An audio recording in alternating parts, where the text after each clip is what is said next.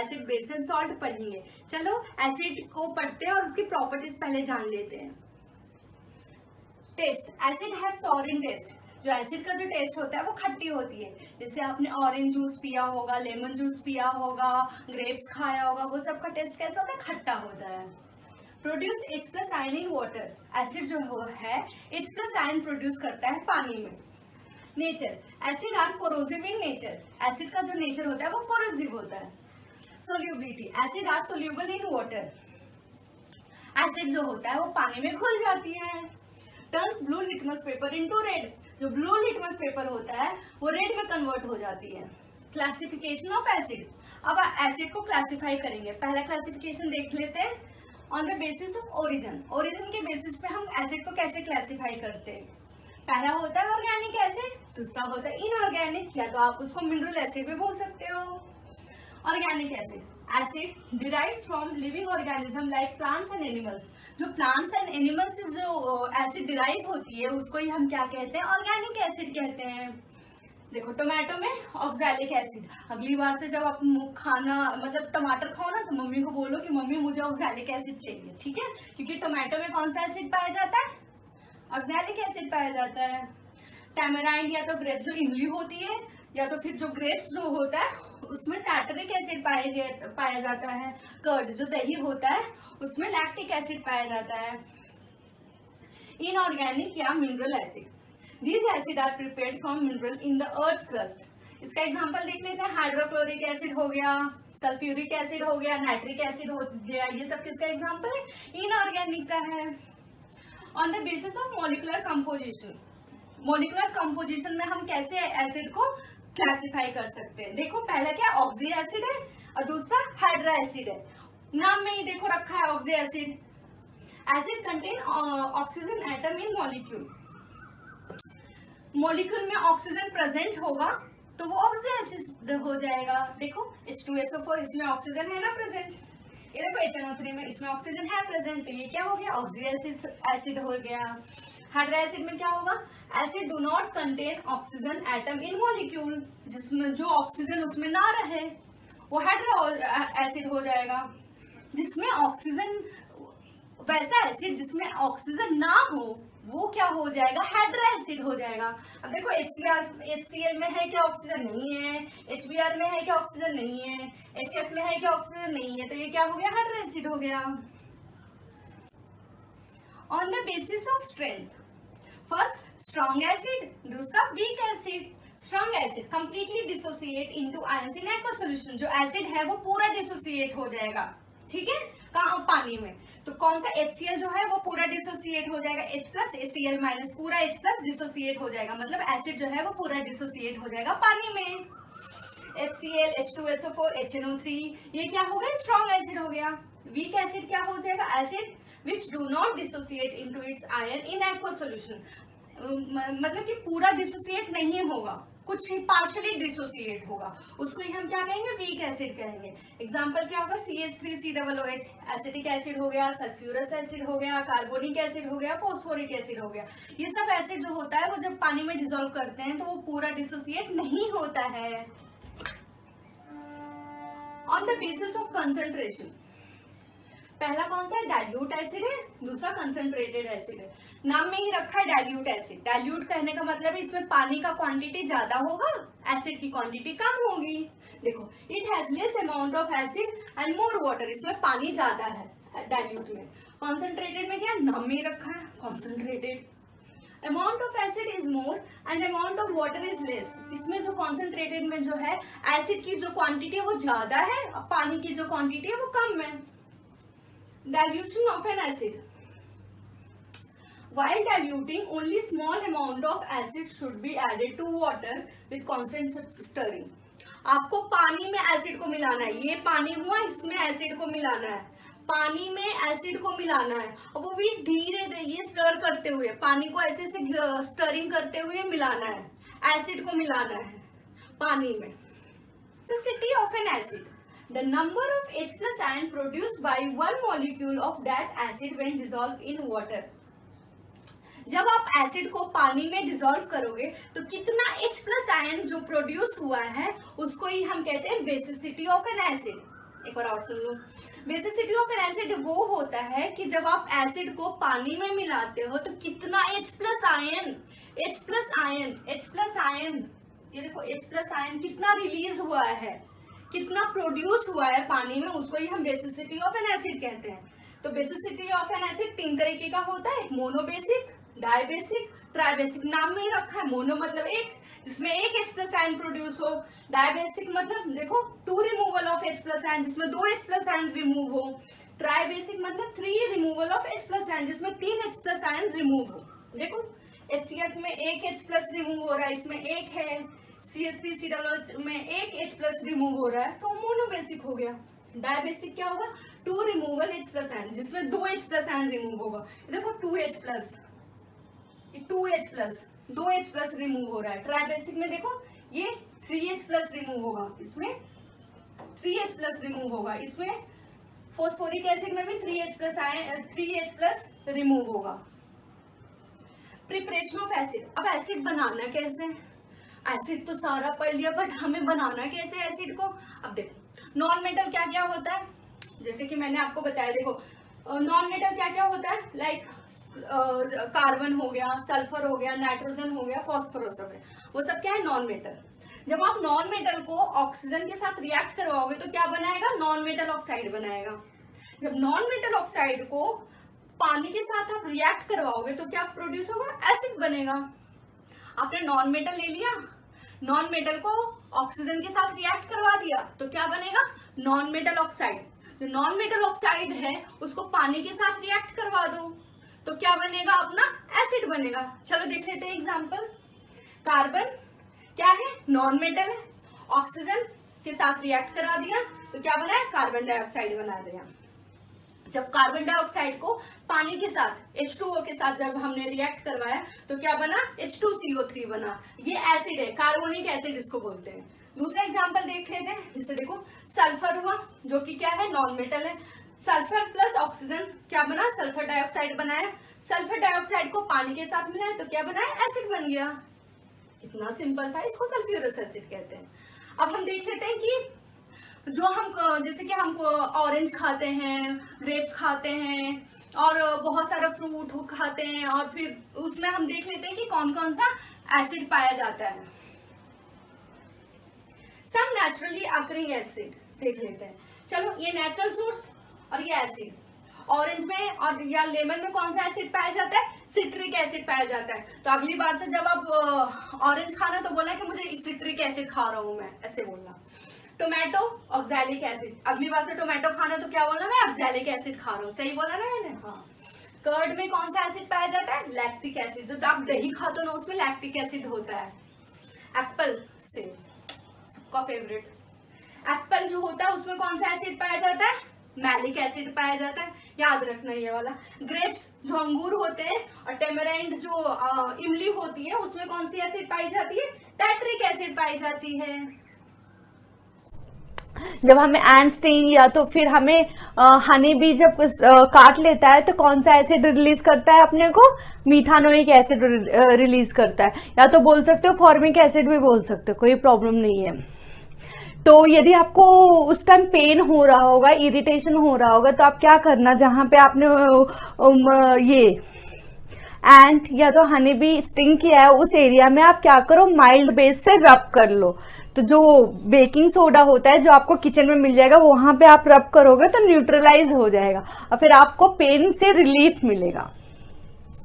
निटिल sting में निटिल sting release मीथानोइक acid, जो निटिल sting जो होता है वो मीथानोइक एसिड रिलीज करता है। ये क्या होता है, ये एक निटिल लीव होता है जो जंगल में ही मोस्टली पाए जाते हैं। तो गलती से एक्सीडेंटली गलती से यदि आपने उसके लीव्स को टच कर लिया तो क्या होगा, वो एक्सीडेंटली यदि आपने उसको टच कर लिया तो मीथानोइक एसिड रिलीज होगा, उससे हमें पेन और इरिटेशन होने लगेगा। तो उससे आपको छुटकारा पाना है तो साइड में क्या रहेगा, डॉक लीव रहेगा। तो उसका पत्ता यदि जहां पे ये निटिल स्टिंग हुआ है जहां पे हुआ है उस एरिया पे आप डॉक लीव अप्लाई कर लोगे तो वो न्यूट्रलाइज हो जाएगा। यूजेस ऑफ एसिड, अब एसिड का यूज देख लेते हैं कहाँ कहाँ होगा। सल्फ्यूरिक एसिड, सल्फ्यूरिक एसिड को किंग ऑफ केमिकल भी बोला जाता है, क्योंकि ये जो है ना, ये सल्फ्यूरिक एसिड वो इंडस्ट्रीज में बहुत ज्यादा यूज होता है। Sulphuric acid is used to make detergent, paint, fertiliser and salt. जो सल्फ्यूरिक एसिड है उससे हम क्या बना सकते हैं? डिटर्जेंट बना सकते हैं, फर्टिलाइजर बना सकते हैं, सॉल्ट बना सकते हैं। Acetic acid and citric acid, acetic and citric acid क्या होता है? वो फूड प्रिजर्वेटिव के लिए काम आता है और फ्लेवरिंग एजेंट के लिए भी काम आता है। और एक बात और, विटामिन सी, जो विटामिन सी होता है उसमें कौन सा एसिड पाया जाता है? एस्कॉर्बिक एसिड पाया जाता है। अब बोलोगे कि मैडम विटामिन सी किसमें पाया जाता है? तो जो खट्टी चीजें होती है उसमें विटामिन सी पाया जाता है, जैसे लेमन हो गया, ऑरेंज हो गया, वो सब में क्या पाया जाता है? विटामिन सी पाया जाता है और उसमें एस्कॉर्बिक एसिड पाया जाता है। और उसकी डेफिशिएंसी हो जाती है, यदि विटामिन सी की डेफिशिएंसी हमें हो जाती है तो उससे कौन सी डिजीज होती है? स्कर्वी होती है। इसलिए अपने को विटामिन सी अच्छे से लेना चाहिए। विटामिन सी सिट्रिक फ्रूट में पाया जाता है। Nitric acid, it is used in the manufacture of fertiliser like ammonium nitrate. ये जो नाइट्रिक एसिड है वो फर्टिलाइजर बनाने के लिए काम आता है। Use in purification of gold and silver, जो नाइट्रिक एसिड है वो purification of gold and silver के लिए यूज होता है। ये और क्या, it forms nitrate in the soil. Nitric acid जो है वो क्या बनाएगा? It forms nitrate in the soil. अब बोरिक एसिड कहाँ यूज होता है? बोरिक एसिड जो होता है वो एंटीसेप्टिक में यूज होता है। फॉस्फोरिक एसिड कहाँ यूज होता है? Its calcium salt makes our bones. Hydrochloric acid, stomach release HCl and helps in digestion. जो हमारा स्टमक है ना, वहां उसमें हाइड्रोक्लोरिक एसिड रिलीज होता है, ठीक है, और वो क्या करता है? वो हेल्प्स इन डाइजेशन करता है, ठीक है। HCl helps in digestion. But कभी कभी पता है क्या होता है? इनडाइजेशन हो जाता है। उस टाइम क्या होता है? एसिड कभी कभी बहुत ज्यादा रिलीज हो जाता है, तो उस टाइम अपने को क्या लेना चाहिए? बेस लेना चाहिए। जो मिल्क ऑफ मैग्नीशिया, उसको एंटी एसिड भी कहते हैं। यदि आप वो ले लोगे तो वो आपको रिलीफ होगा, पेन से आप रिलीफ होगा, क्योंकि वो बेस जो है वो न्यूट्रलाइज कर देगा एसिड को और आप एकदम खेलने लग जाओगे फटाफट। बेस स्टार्ट करने से पहले चलो देख लेते हैं। आजकल तो आप लोग रोज हैंड वॉश करते होंगे, फेस वॉश करते होंगे ना।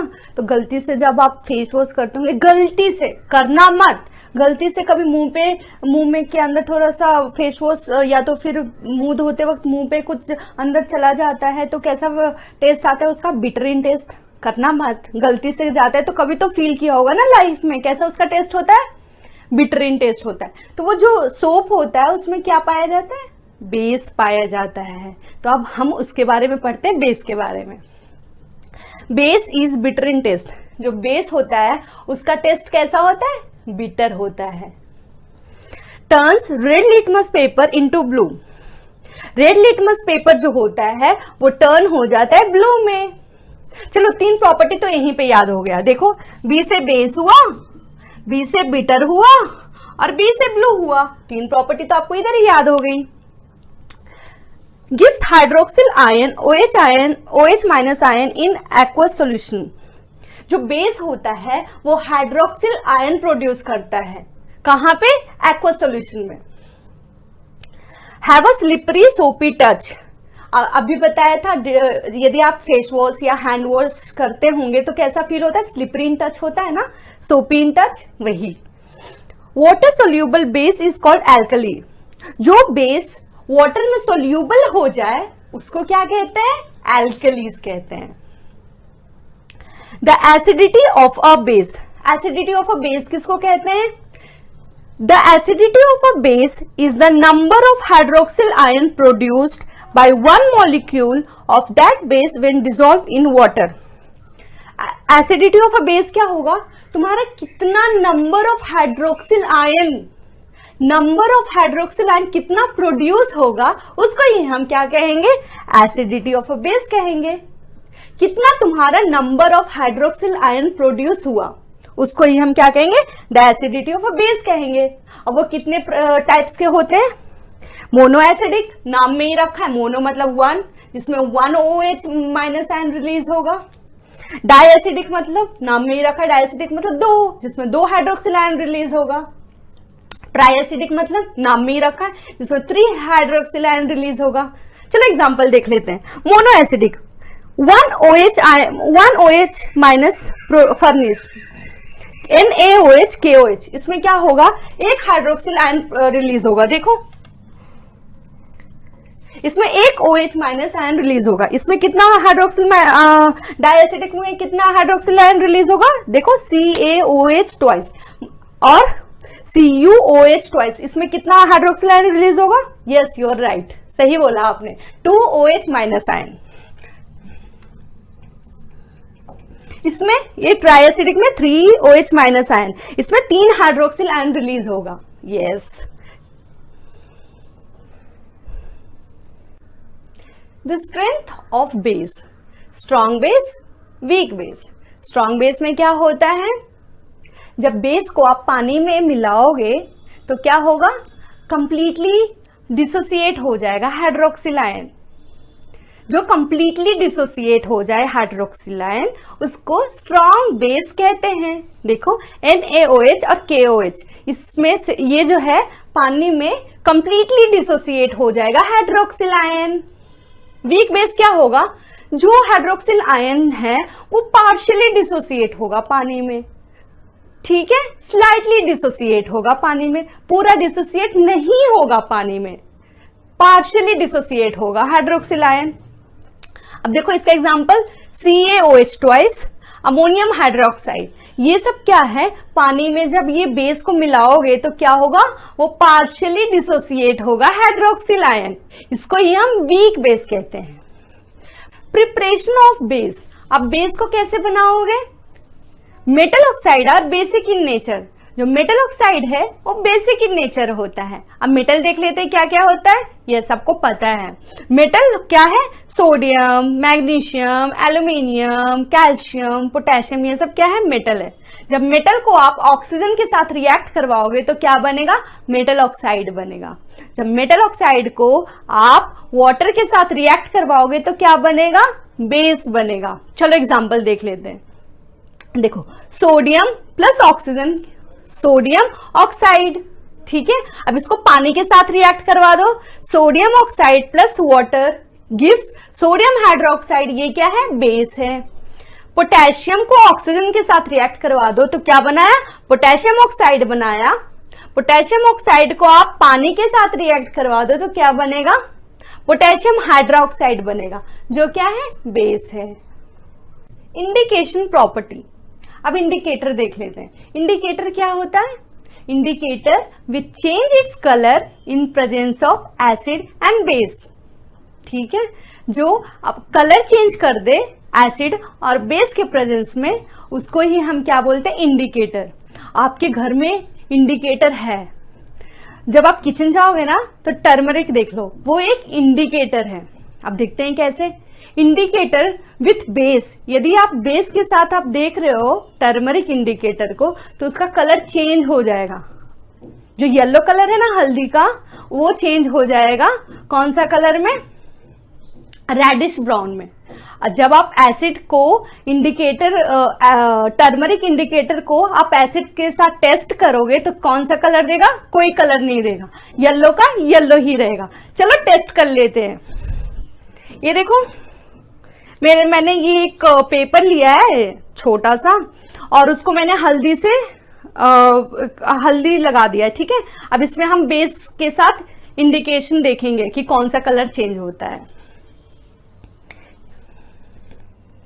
ये देखो, ये मेरे पास क्या है, डिटर्जेंट है, और मैंने क्या बताया था, डिटर्जेंट में क्या पाया जाता है, बेस पाया जाता है, बेस रहता है। तो ये मैं थोड़ा सा पानी ले लेती हूँ, ये देखो उससे मैंने पानी ले लिया, पानी,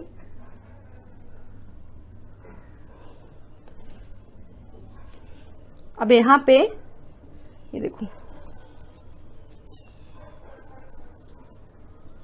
ये देखो इसका कलर देखो, इसका कलर देखो कैसा रेडिश ब्राउन हो गया है। बेस को इंडिकेटर, ये टर्मरिक इंडिकेटर के साथ कौन सा कलर हुआ है, रेडिश ब्राउन हुआ है। देखो ब्राउन हुआ है ना, रेडिश ब्राउन, या तो रेड भी बोल सकते हो, गिर गया, रेडिश ब्राउन कलर चेंज करता है turmeric. In presence of base वो कौन सा कलर देता है, रेडिश ब्राउन। और टर्मरिक विथ एसिड येलो का येलो ही रहता है, ठीक है। इंडिकेशन प्रॉपर्टी, इंडिकेटर एसिड के साथ कौन सा चेंज देगा, बेस के साथ कौन सा चेंज देगा, चलो देख लेते हैं। ब्लू लिटमस पेपर जो रहेगा एसिड के साथ रेड कलर टर्न्स रेड, ठीक है, और बेस कोई चेंज नहीं देगा, no colour change.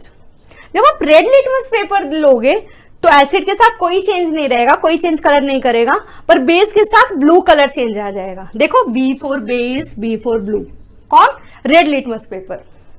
Methyl orange, methyl orange होता है, ऑरेंज कलर का होता है, एसिड के साथ कौन सा कलर देगा, from orange to pink, orange जो है वो पिंक कलर में कन्वर्ट हो जाएगा।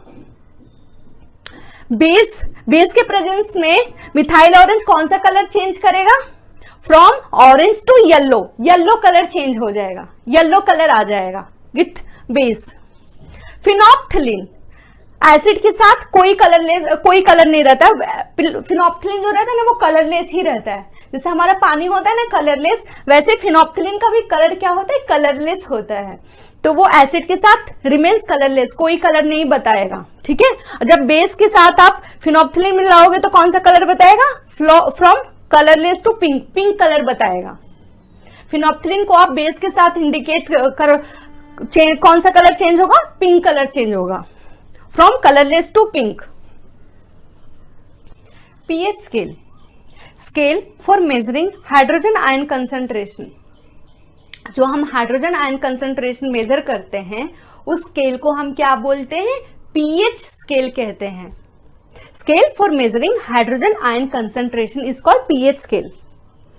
पीएच स्केल में नंबर देखो 0 से लेके 14 तक होता है। 7 जो होता है वो न्यूट्रल होता है, 7 के बाद वाला बेसिक इन नेचर होता है, और 7 के पहले वाला क्या होता है, एसिडिक इन नेचर होता है, एसिड होता है, ठीक है। चलो अब यूजेस ऑफ बेस देख लेते हैं। बेस का कहाँ कहाँ यूज होता है।